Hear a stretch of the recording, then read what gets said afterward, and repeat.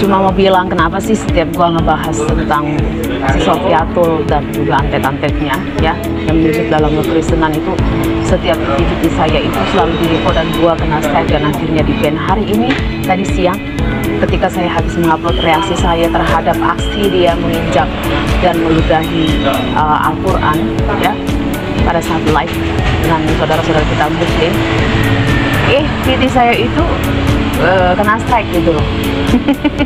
Padahal nggak ada yang gimana-gimana gitu yang saya taruh di situ.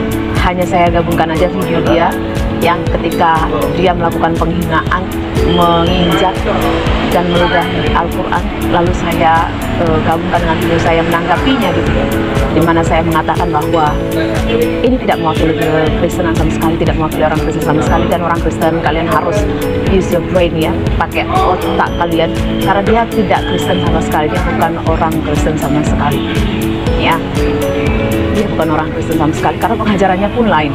Sejak kapan orang Kristen mengimani bahwa Yesus itu punya Allah, Yesus itu punya Bapa atau Bapa yang mau kenal dengan Bapa, di mana Yesus itu kedudukannya, statusnya, kuasanya lebih rendah dari Bapa dan dia yang kedua gitu loh. Dan dia mengatakan kalau Yesus itu utusan.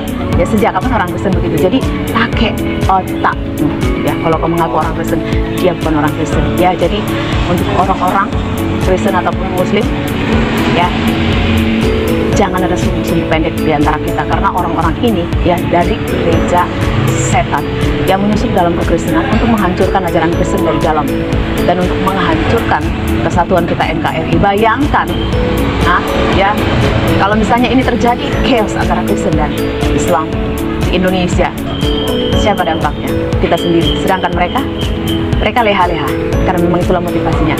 Mereka adalah ajaran saksi Yehova yang selama ini kau tolak ya, orang-orang Kristen yang selama ini kau katakan sesat, dan mereka terpapar ajaran setan oleh Satanic Church. Jadi use your brain.